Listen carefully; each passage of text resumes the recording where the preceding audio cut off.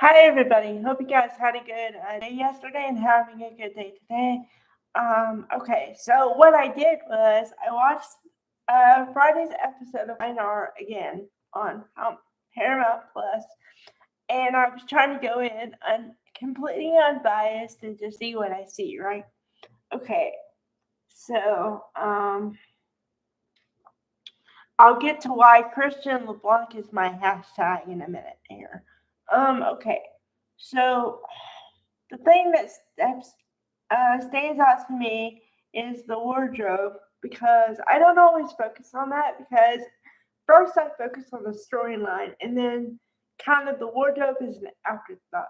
Okay, because it sometimes does inform the storyline and sometimes it doesn't.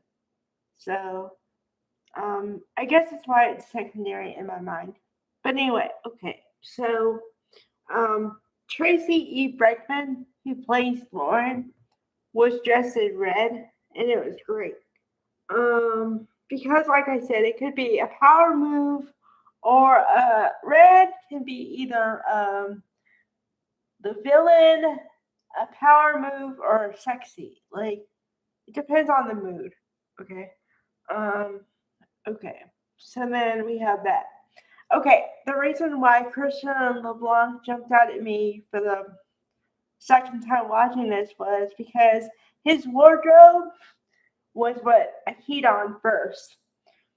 They they wanted him to have a casual vibe, so he's just in like jeans and a basic T-shirt, which is like really cool because most time lawyers are buttoned up, and what you see in the courtroom is basically what they dress like on suits and ties and the whole thing. Because I feel like they're trying to prove something, whereas the character of Michael Baldwin doesn't seem that way to me. Never really has. I mean, he fights for justice, of course, but he doesn't feel like he has to prove anything. So, and actually, he was trying to be the voice of reason for Phyllis here, but Phyllis wasn't taking the bait. And then even Lauren jumped on him because she says, well, come on, I know that's not right because I've seen you defend worse. And just because your whole thing is you want to stay on the right side of Victor. And the first time I heard that, I was like, yes.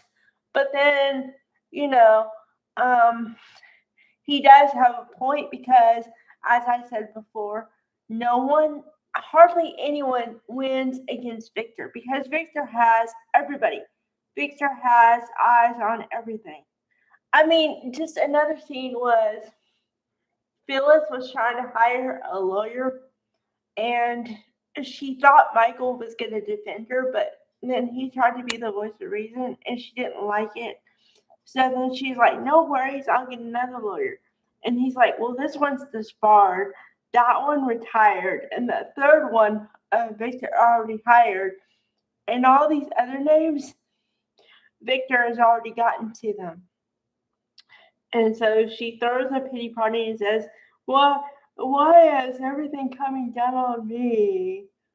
Um, then I talked about Sharon and how she badgers Sienna on Friday. Okay. So then the other storyline that's coming up is I told you Matt Clark is alive, right? Okay. The last scene of the show, which I didn't see on Friday, was you're supposed to believe that Roger Howard is somewhere in the desert. He's laying on sand. I say sand because it's fake. I don't think they actually would put Roger Howard in the desert and go lie here. Okay. Okay. So he's lying there, and all of a sudden you don't think anything's gonna happen, and boom, his eyes pop open. Yep. Then of course I saw the spoiler of he actually is alive, and he's in some weird town, I'm guessing, and he's asking some chick how close am I to this place? Whatever, I don't know. But it's gonna connect next week. Um, okay. So then Kane gets arrested. So then I thought that Lily cared about him. No, wrong. She cares about him only because he's supposed to be Malcolm's donor for the bone marrow. Remember, I told you that. Okay, that's the only reason she cares about him. And then let's see. There was a scene with Diane somewhere, but I don't know. I'll connect it next week. It just happened so fast. I was like, what are they talking about? But then I was like, don't think about it because it'll come together whenever there's a storyline. Sometimes you need the full storyline to get what's going on. And then you're like, oh, okay, that's how that piece fits in there. So, that's where I am at this point with that. All right. All right. Bye, guys.